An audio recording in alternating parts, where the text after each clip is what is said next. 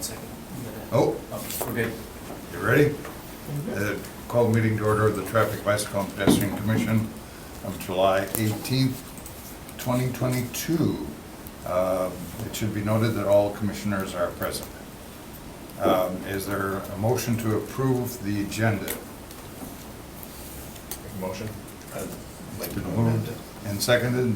No, an amendment to move 4 to 1. Yep, 4 to 1. All in favor, signify by saying aye. Aye. Opposed, nay. The ayes have it.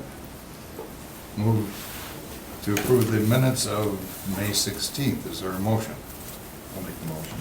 Motion by Alder. Second. There's a second by Kasha. All in favor, signify by saying aye. Aye. Opposed, nay. The ayes have it. Okay. Let's move to the regular business consideration of possible action on the report of the police department on the monthly traffic Yeah. enforcement. Were we doing it Yeah. amended, so D4 was moving before D1? Oh, right. I'm sorry. I've been with the kids outside. D4, consideration of possible action request by Alder Galvin on behalf of residents of the 1100 block of South Clay Street to move the no parking 8 a.m. to 8 p.m. daily except by resident permit zone east on the east side of Clay Street from Emily Street to Gregdon, how do you say that? Grinion. Grinion Street. Can you hear us, Bill? Yeah, I got it, yeah. Okay, Alder, would you like to speak first? Alder Galvin? Okay. Sure, that's okay. Yes. The lady that put the petition together came to me and asked about changing the parking on her street after talking to a number of her neighbors. And as everyone knows, this is still part of the hospital corridor where there's resident-only parking, and it's been changing in some of the areas surrounding the hospital and evolving. And I think this is just another step in that direction. So she approached a number of her neighbors with a petition. I think you have a copy of it all there with you. And the majority of the neighbors have asked that the parking restrictions be altered for just her block. And after talking to her and a few other people, I don't see any reason to deny it. Okay, any questions of the Alder? Okay, Dave, do you have any comments? No, just direct your attention to the screen. I have 2 documents here. Number 1 is the submitted petition of these signatures. I did verify them, and you can see on this map, this is what they look like. So they're really looking at just removing the residential parking on the east side anyway in this one block. And so you can see there's a total of 6 addresses affected by the request. 5 of the 6 addresses have signatures, and 3 of the 6 have 2 signatures each. So to me, that sounds like a super majority that we have that are in support of this request. There's really no traffic safety concern or engineering concern that I have on the request. I mean, if the street has this parking available on the east side that just has some conditions on it, it means we could open it up and have anyone park there. So just, as long as they're aware that they could get parkers there now during the day. So, Okay. but yeah, there's no real engineering or safety concerns I on only it. have one question. I have no problem eliminating it at their request, but is the next block or the block before, do they still have the restriction? Because if it's like 2 blocks that have it, should we just maybe remove both blocks? So there's like 1 block in the middle of something? Good question. Well, number 1, the request is simply for that block, so Okay. to extend it outside of that really isn't on the table right now. But to answer your question, it's probably a lot more extensive than that.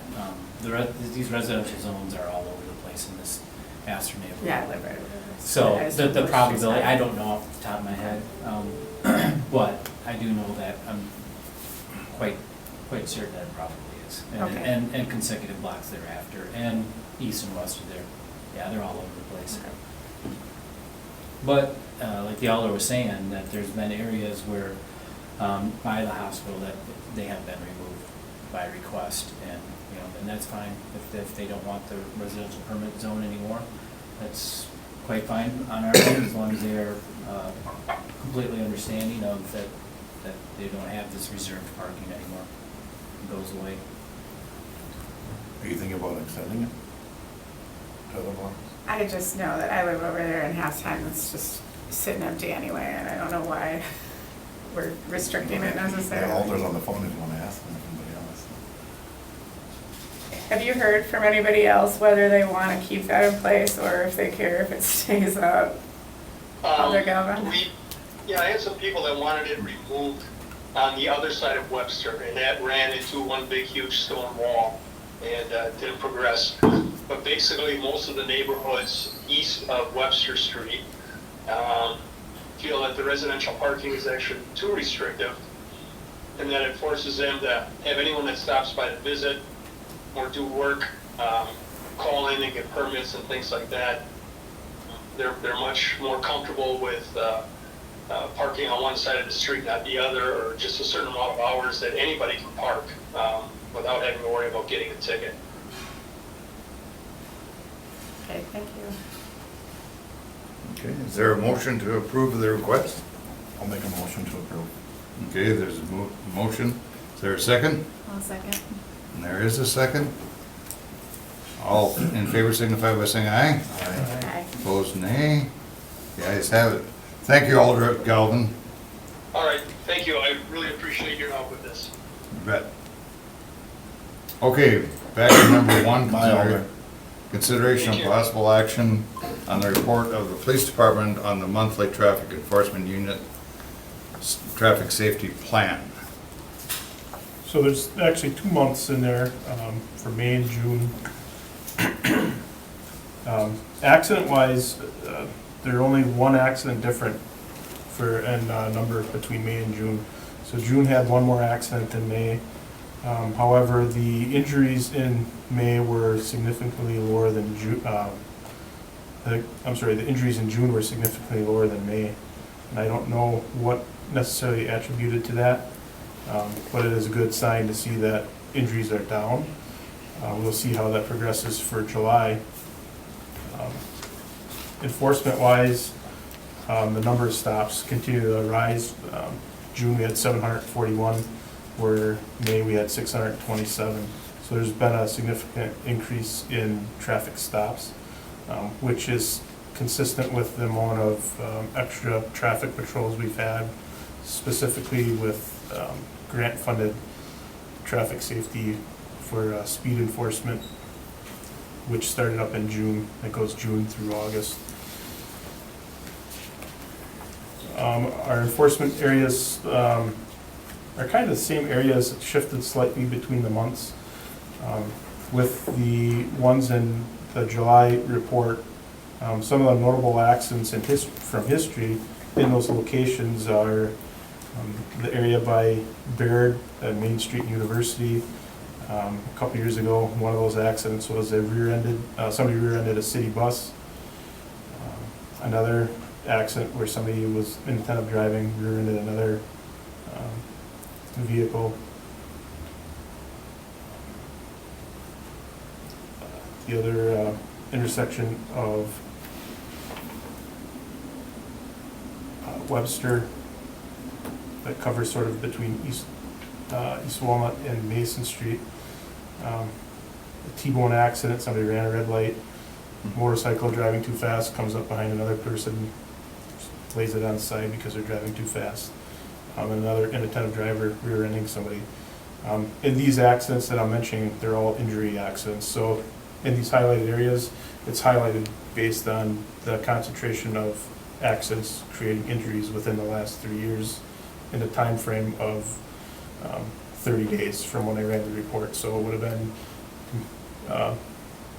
mid-July to mid-August. So in that 30-day time period, historically, this is the highest concentration of injury-causing accidents. The one on the west side, downtown, or Broadway area, one of those was a pedestrian accident, which the pedestrian was running 10 p.m. that night, ran out into the intersection, got hit by a drunk driver. So kind of both people were at fault. The pedestrian should have ran out in traffic, but the person shouldn't have been drunk driving either. Those are kind of the major of the accidents historically in those areas. Complaint-wise, throughout the city, are far what we consider District D, which is essentially like East River to the east. We are seeing the highest volume of traffic complaints. Not many downtown, not too many on the west side, but most of them are the far east side. Some of the same ones continue Huron Road, Humboldt Road, with motorcycles, especially evening hours, night hours on weekends, racing up and down. And to counteract that, we've had numerous speed task force deployments out in that area. And the problem still continues. I guess there's no way that we can enforce that area all the time, but during these time periods, there's these car groups that tend to get together and race and meet up at different locations in the city, and we've been trying to counteract that. Some of these motorcycles have been the biggest problem, where officer goes to stop them, they just take off, and there's no way that we can pursue them. And a lot of times the license plate's hidden, so we can't see it, and that happens frequently. The same issue happened last year. So we continue our enforcement efforts. As you can see, the traffic stops have almost increased 100 since the previous month, and hopefully get a good handle on this. I think the problem with the east side is a lot of the people, enforcement's not going to change their driving behavior. They're just going to drive that way because that's what they want to do. So we can do as much to enforce it as possible, and some of them we've had increased to max out their citations for especially loud exhaust, and we just keep getting the repeat offenders where neighbors are sick of it and complain about it. We go out, we cite them and max out the citations that we can, and that stops them for a little bit, but then 3 weeks later they're right back at it. So for whatever reason, the citations they're not affected by the citations. They'd rather have or continue their behavior than changing it based on the citation. So What do you do when you don't have somebody responding to their warrants for citations? when we don't have someone responding to their warrants? Well, if they just ignore your citation, they don't pay it. Yeah, go if to they court. don't, if they don't pay their citation, so if they don't go to court or pay it by that court date, then the court will issue a warrant. So if they get a warrant, then obviously that, when we come in contact with them, then they can go to jail. And, you know, some of these people, they'll probably get to that point. However, when the court date's out, if somebody gets a ticket now, the court date's 3 months from now. So then, you know, it's July, they're not gonna have court until September, October, and by the time a warrant gets entered in the system, it might be December. So, you know, it's half a year down the road, then the warrant gets entered. Is that through the traffic court or the circuit court? It depends. Some traffic citations are ran through Muni Court and some are through Circuit Court. A lot of the ones during these OWI task force, speed task force, click it or ticket task force, most of those citations go through Circuit Court because you'll have a Green Bay officer working in Brown County, or you have a county officer working in the city, so they all use Circuit Court for that. But their process is the same. It's actually dragged out longer because their court dates are farther out in the future. So they can pay their ticket and still, and repeat the bad behavior. To a certain extent. Now, if it's speeding, you know, there's points associated with that, and once you lose enough points, the DOT can suspend your license. But we've seen, you know, quite a few suspended drivers and revoked drivers still driving as well. So I think there's a certain group that enforcement doesn't scare them. They're not afraid to get a ticket. And I know for a fact there's a couple with, like I mentioned, loud exhaust where, yeah, they ticket them multiple times and they just continue to be problematic with it, and unfortunately all we can do is keep citing them for it. Can you impound the car? No. That would change it. But Yeah, I don't think we can. I don't think agree. we have I to, think, a suspended driver's license or driving a vehicle, you should be able to suspend that, you should be able to move on that vehicle. not necessarily. If the vehicle, we can tow vehicles, like if they don't have a registered driver or a suspended driver, if it's not legally parked. So on a residential street where somebody pulls over and it's legally parked, we cannot tow that vehicle per policy. So that's a city policy. Yeah, it's a agreement with smart policy. Well, I figured that, so we may need to look at changing that. How does And- the police department work with the code enforcement department? Because if it's a noise issue, it can also be a nuisance issue, and that can be left up to the code enforcement department. The code enforcement department can issue citations on a daily basis. Yeah, and I don't know if the particular address, drawing a blank on the, I think it's Oak Grove, address on Oak Grove that we continually had a problem with. I would hope that the officers did a what we call a landlord referral, which then can go into nuisance abatement. I don't know if that was done or not, but definitely that's something I'll look at. So I'm dealing with one in Ledgeview right now too. So we're gonna get to the point where if they're not gonna comply, then we're gonna have to step it up a little, so. And that's coming from a code enforcement standpoint. Definitely, I'll check on that because, yeah, if any way that we can tackle it is better. That address doesn't sound familiar for a recent property referral, but we get so many that, Well, we had, especially with the request for service tab on the city's website, we've gotten numerous complaints from that address. And like I said, officers, I believe it was in May, dealt with it, issued citations, and I called off, but then like 3 weeks later, ramped back up. And it's like a same cycle over and over again. Well, I think we should look at the policy too about towing vehicles. Yeah, I know Because, there that was. was an ex-chief decision, so. Yeah, that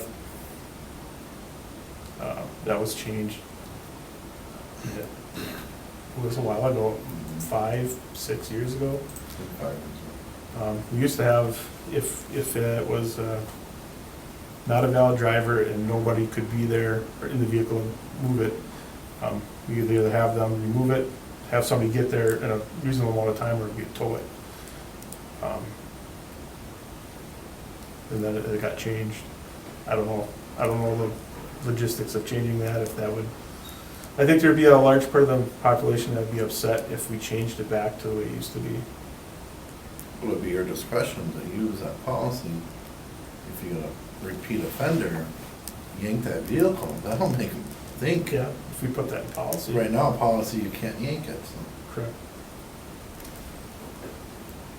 And I don't, Sounds like a good ordinance, I guess Mr. it'd have to be, determine what's a nuisance vehicle, nuisance driving behavior. That was defined. Well, there was a speeder down my street, Short Street on the east side, about 5 years ago, and I contacted the police department, and they just kind of laughed at me, and they said, well, there's 12 warrants out for that guy, and he just doesn't pay attention to them. And I said, well, why are you allowing this turkey on the streets? Impound his vehicle, that would wake him up. So there could be a threshold put into legislation, either by department policy or by ordinance of the city council, but this is my big bugaboo, is the speeding in this city. I just am so furious. I'm a former neighborhood president, and I can tell you that every neighborhood president in this city will tell you the same thing. The biggest complaint they get is speeding. Yeah, it'd be nice if there was an ordinance where if you had so many speeding violations within a certain period of time, impound the vehicle. But then it comes down to, do you impound the vehicle you're driving, do you impound the vehicle only if it's registered to them? No vehicle will drive. But what if it's, a rental vehicle? I don't know, there's a lot of issues that I can see arising from that. I don't know if there's any other agencies or municipalities that do that. We have to look into it. Getting back to your report, Lieutenant, when you say you have traffic enforcement through August, did you say? Speed, just specifically The for speed. speed, And that's through a grant? yeah, from the Bureau of Transportation Safety. Okay, and that's, okay. And when that ends, what happens? Do we just pull back the amount of enforcement we do, or? Specifically under that grant, yes. There's two grants that we have that go throughout the year. OWI Task Force and Click It or Ticket seatbelt enforcement. So we have a certain amount of funds that we can use each year. The grant year ends the end of September. So all our funds, we'll try to use up everything that we're allotted without going over by that time period. And then we'll reapply and start back up in October. So with the different type of grants, like Click It or Ticket has a stipulation in the grant where half of the enforcements have to be in hours of darkness, which they consider 6 p.m. to 6 a.m. So that forces us to have half our deployments at night. OWI Task Force, I believe the same way. It wouldn't make sense to do OWI Task Force on a Tuesday afternoon, because it's typically not when you see people out drunk driving. Sure. So with those, like OWI Task Force, the primary objective is enforcing impaired driving. However, all of them have secondary objectives of speed. That's always a secondary objective. So just because officers are working for OWI Patrol doesn't mean they can't pull people over for speeding. So we, it's always double up. Speed's always included with any of those grants. So even though we don't have a specific one for speeding, those grants are still out there looking for speeders. I have one more question for you. So do you have problem streets where you see speeding? At times, At times. yes. And is there any coordination between you and the engineering department to relay that information so that they can, if, in your words, enforcement isn't working, that they can look at it from a design perspective to look at potential traffic calming measures? Yeah, and there's some of the complaints Dave sees as well, because they come in, we both get different ends of complaints, as well as our speed board data, Dave also can look at. Most of the stuff is like Huron Road. Well, there's some people that want, County jurisdiction, though. some people want speed bumps. Well, we can't go put speed bumps on a 35 mile per hour road. So there are some instances where yes, but most of the complaints that come in are not the residential streets, like Velp Avenue, we get a lot of complaints on. So it's more the higher traffic areas that we get the complaints on, Yeah. And outside of the noise complaints. to address your item about traffic calming, and I may have mentioned this at a past meeting, but, and I know others of you know, but we do have a traffic calming policy within the city. And it's very similar to kind of like what we just saw before with petitions and getting a higher percentage of people that would be on board within the neighborhood for such traffic calming devices, the speed humps, chicanes, neck down to bump outs, you name it. These are all tools in those toolboxes. But I can be very frank with you, I have seen 0 projects ever come out of it. I know I tried. Well, but it's not necessarily that, I mean, sometimes you don't get enough people on the petitions, but that's not usually the majority of the case. The majority of the case is that it doesn't exceed the thresholds. So a lot of times speeding, and although I know we're talking about speeding and you're showing documents here that prove that speeding is occurring, but a lot of times perception is reality on some of these streets. If you have a very narrow street and someone's going 25, it looks like it might be 35, and if that's a consistent sites that they see, they report it as a speeding issue. We go out, start doing the studies, and we find out that it's really not as bad as what's being described to us. So that's usually where most of them actually fail, because we just don't, they're not exceeding the thresholds. Maybe the thresholds are too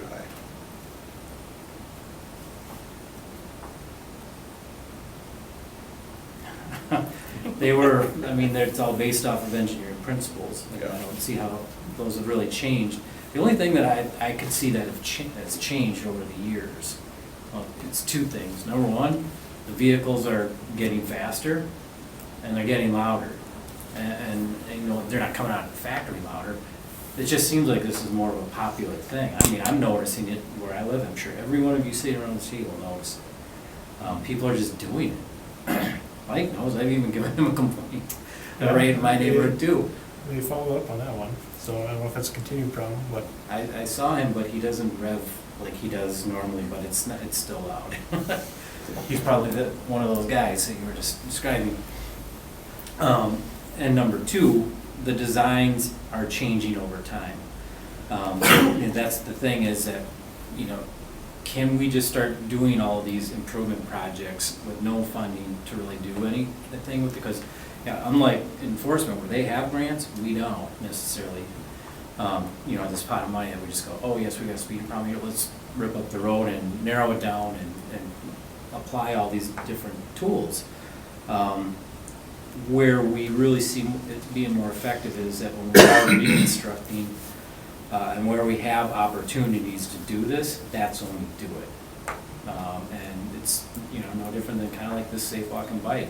Every project now, we screen it for that. So when the improvement projects come up, we look at these things. Can we narrow up lanes? And we have been doing it. You know, we've got projects that are in the design phase right now that when they're out, you will see narrower travel lanes. And why is that? Because narrow travel lanes you will see a reduction, most likely. Sometimes it's not as significant, but there is a reduction. But a lot of times environment, it does contribute to it, but it doesn't contribute to everything. That's what I call the 5%ers. When we look at our speeds, we have our 85th percentile and our 95th percentile speed. The 85th percentile is when we measure a roadway and what that number that comes up, that's what everyone's traveling, or 85% of the traffic is traveling that or less. So when we do 95th percentile, you know, 95, that extra 5%, you get to 100. That's what we consider the people that just don't obey rules. That's the people that get the citations and 3 weeks later they go back out and do it. Roughly 5% of the population that's on the street. That no engineering measure will solve, no enforcement effort will solve, and no education effort will solve. and I think that's, you know, environmental is probably why we're having a lot of problems on Huron Road, because you don't have, in certain areas of Huron Road, there's not a high concentration of homes. You have 2 lanes each direction that are divided by median. So it's kind of like the Mason Street Bridge. It looks like a freeway, feels like a freeway when you're driving over it. People drive like it's a freeway. I mean, they fly over that thing with 35 mile per hour speed limit. Same thing, far west side on Mason Street, once you get past Packer Land. Same thing, a wide median like Huron Road, and people tend to pick up speed just because it doesn't feel like you're on a city street anymore. I think that has a major impact on the speeds people are comfortable driving in those areas. Like Field of Dreams, build it and they will come, right? Pat? Under the I noticed category, I live on the far west side. And you guys have parked an empty squad car. By Metal Craftsman. Right. And then further down, right off of Village Green, you moved it. And I think that has been very effective. I've never seen so many brake lights, because they can't tell if there's somebody in there or not. I'm also very close to FF, and I think that has significantly reduced the amount of motorcycles being pretty brave, because I think as they ride by that and they see that, they go, that car might hear me. Yeah, you know, the issue with that is you have to move it enough where people don't, oh, well, it's just empty cars sitting there. So That's true, but I've found to be, it has really significantly reduced speeds on Mason Street. And especially with the professional drivers, the semis, those people are jumping on their brakes.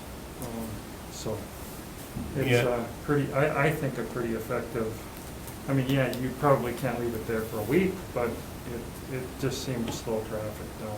yeah, and our plan is to keep moving it, so it, you know, it's not always in the same spot, because people will catch on to that. If you leave it for a week at a time, they'll realize that, yeah, nobody's in it. It can't be there every time I go by. Right, and there's, yeah, but there are tinted windows, so they don't. And with the commercial motor vehicles, I know the DOT has been doing enforcements throughout the month of July. I believe there's one this week, I'll have to look. But we have an officer, one of our traffic enforcement officers is trained in commercial motor vehicle enforcement. So he's gonna be working with them, I believe it's Tuesday. I believe it's tomorrow, if it's not tomorrow, it's Thursday, so I'll have to double check. But we wanna increase our efforts on commercial motor vehicle enforcement. Actually, one of our traffic officers this week is down at Fort McCoy at the Wisconsin State Patrol Academy, taking a course on commercial motor vehicle enforcement. So because there are a lot of things that, normal officers don't know about commercial motor vehicles. There's a lot of regulations, safety regulations, they have to be inspected yearly. There's just a ton of different things with a commercial motor vehicle that most officers don't know. So if we can get, critical officers trained in that, we can start doing some enforcements. Case in point, last year, officer's child stopped a dump truck that was hauling in the city somewhere. And some of the equipment on it was not working, so it deemed the truck overweight. I believe the citation was over $3,000 for overweight ticket. So, dangerous. If you don't have the proper equipment working, it's dangerous, but it's also doing more damage to the streets. We get a ton of complaints about engine braking, noise complaints for commercial motor vehicles, but most officers just aren't well versed in enforcing those laws. And they simply can't slow down as fast as. So that's an ongoing effort as well. Any more questions for the lieutenant? It's a super simple one. What is OCCP protection? Occupant, so it's seatbelt. Ah, I have an easy one too. How'd the Frogger enforcement Nice. day go? It went well. Frogger Day. Do you want to just, Best. I don't have the stats straight in front of me, but we had 2 locations that we did. I think one was on Baird by Joanne's Park. I don't remember if it was Stewart or Doty. The other one was on Broadway by Hubbard. So it went well. We have another one scheduled for August and another one for October, I believe. So we have 2 more dates coming up.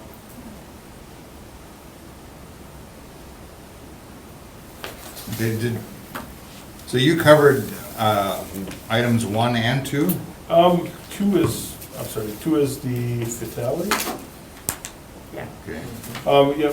So in the first quarter of the year, Yeah, let's take a motion to receive and place on file number 1. I'll make that motion. A second. Been moved and seconded, all in favor, signify by saying aye. Aye. Opposed, nay, the ayes have it. Okay, item number 2. So for the fatal crashes for the first and second quarter, good news, first quarter we had 0 fatal accidents. In the second quarter we had a fatal accident on May 15th at 9:28 a.m. North Webster and University Avenue this Sunday morning. Synopsis of the accident, a Subaru Legacy was going northbound on Webster, failed to stop for a red traffic light and collided with a 2004 Lexus SUV that was going eastbound through a green traffic light. The impact caused the SUV to roll over. The driver was not wearing a seatbelt and was ejected from the vehicle and died later at the hospital. So, 2 of the things, inattentive driving, the driver not stopping for the stoplight, but also occupant protection, not wearing a seatbelt, played a factor into that. Unfortunately, that was the only one for the first half of the year.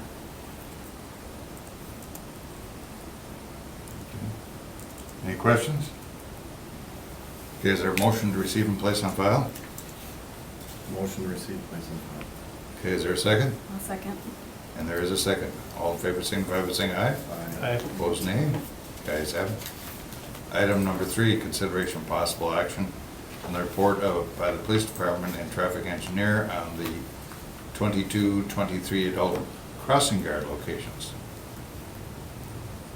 Who's taking that? Do you want to start first? Yeah, so with outsourcing our crossing guard duties to Croft Safe,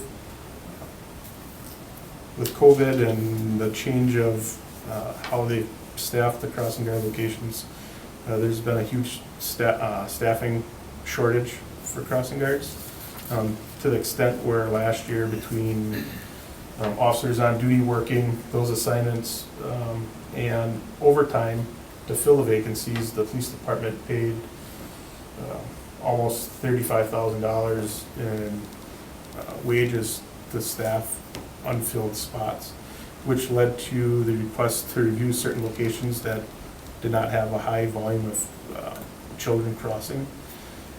So I believe Dave did a traffic study on 3 of those locations to evaluate the need for crossing guards there. I'll take it from here. 3 locations we looked at. First one was Ashland and Clinton.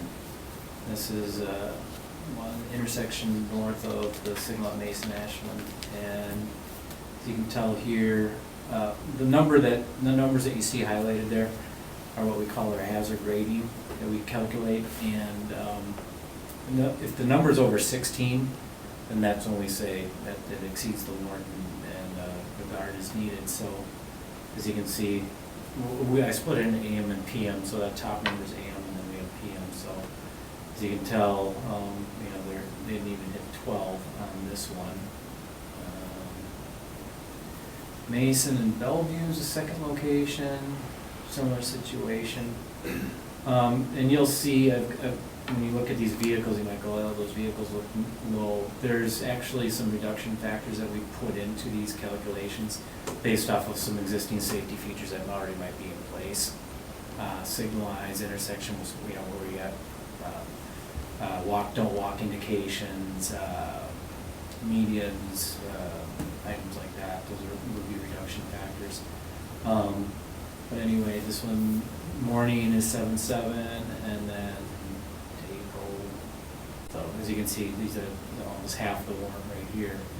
And the last one is Webster Porlier, again at a signalized intersection, and their numbers are pretty low. Yeah, the number, I mean, like you can even see here, just one pedestrian crossing that we had documented. So yeah, the numbers were very low, and in all situations, pretty much confirming the anecdotal information we got from the police department. So with that, we made the recommendation that if they wanted to remove the guard, it will be, the warrants weren't met, so it will be justified. I'm assuming the times that you looked at were like based on the times the schools are open and closed, since I know they're all different during in Green Bay. Specific to each Yeah. school, Okay. correct. Yeah, on those forms I actually have the times out Yeah. there, and yeah, they do vary. Questions? So the motion should be to approve of the list minus Yeah, those 3? What it is, actually, the list was updated. I did get it from Melanie Stolsky. Right. So, yeah, she gave me this list, and it already shows them off there. So it looks to me like we've got a total of 38 locations right now with the updates. I'm Melanie, by the way. Yeah, Melanie. Not everyone, I don't know if anyone really knows. So some of those are double intersections. For example, Chicago and Monroe, we have 2 guards in the morning and 2 guards in the afternoon. Irwin and University is also one that we had, if staffing allows for that one, we have 2 guards at Irwin and University. So some of those locations, it's like per person, but it could have some locations.